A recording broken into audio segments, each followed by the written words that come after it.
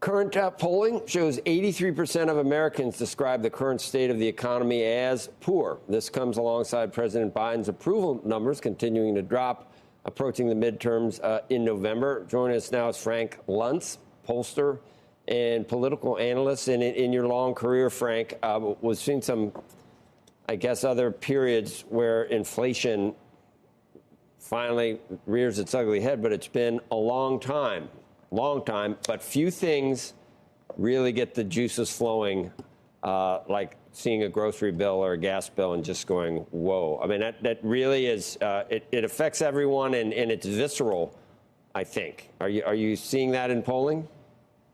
Yes, we are. And the tragedy is that we've tried to explain this to the Biden administration because they're the ones that need to know, and they've refused the presentation. So on your show, I'm going to tell you what I would have told them if they had only listened. We are 13 days away from an absolute explosion on inflation. There are 3 holidays, there are 3 moments when Americans take to the roads and when Americans buy more food than at any other time of the year. Christmas, Thanksgiving, and the 4th of July weekend. And everyone's going to be filling up their car 13 days from now, and they can't put $40 or $50 in their tank. They actually have to fill it up, and that's when the explosion hits. They can't just buy 80% of what they want. They have to fill their shopping carts for the barbecues and the cookouts. And 13 days from now, the American people are going to come face to face with these higher prices and face to face with the fact that they can't afford it.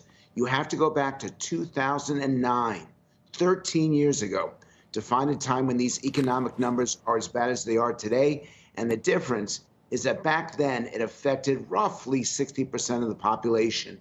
Now, with inflation, no matter who you are, no matter where you live, no matter how much you make, you're impacted by it.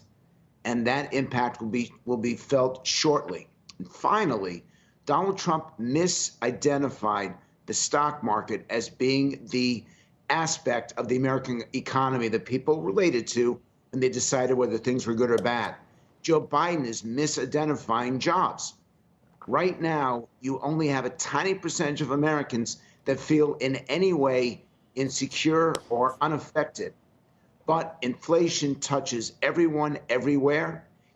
And unless he gets this inflation under control, where people are not exasperated and are not furious and anxious and angry, unless he does something immediately, this is going to affect the midterms. This is already affecting his popularity. And quite frankly, Joe Biden is the most unpopular president at this moment in his term since Jimmy Carter. You'd have to go back to 1978 for the last time a president had ratings this low. When you're conducting polls, and I'm sure you're asking not just how is inflation affecting you and how important it is, but you must ask for who do you think caused it? Who do you think is responsible? What do you get? The Putin price hike. How many people buy into that? I guess they might say maybe part of it is that, but how many think that that's the main reason that we're in this situation? And that's the right question to ask for a political impact. And a significant percentage, about a third, blame the war in Ukraine for what's happening, although we're not even talking about the shortages. Right now, you can get food, but it's really expensive. With what we know is going to come out of Ukraine in the months to follow, we're not even going to be able to get the food by the time we go into the early fall. And again, I don't think the Biden administration is afraid of the political impact, so they're downplaying the personal impact. And the truth is they should be candid. The other thing that people blame, about 25%, are corporations for taking the opportunity for charging too much. And again, the Biden administration is trying to blame ExxonMobil and companies like that for the reason why gas prices are so high. The key is not who they blame. The fundamental key is who they think is trying to solve it. And this is where the administration comes up short.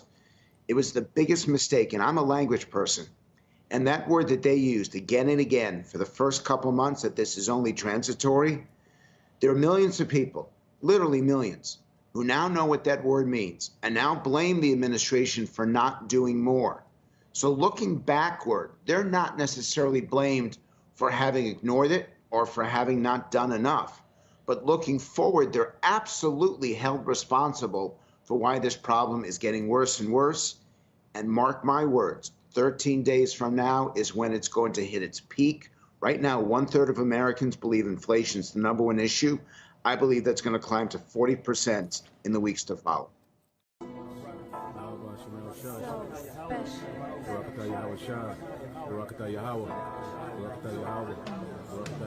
And whatsoever you shall ask in my name, that will I do, that the Father may be glorified in the Son. If you shall ask anything in my name, I will do it. If you love me, keep my commandments.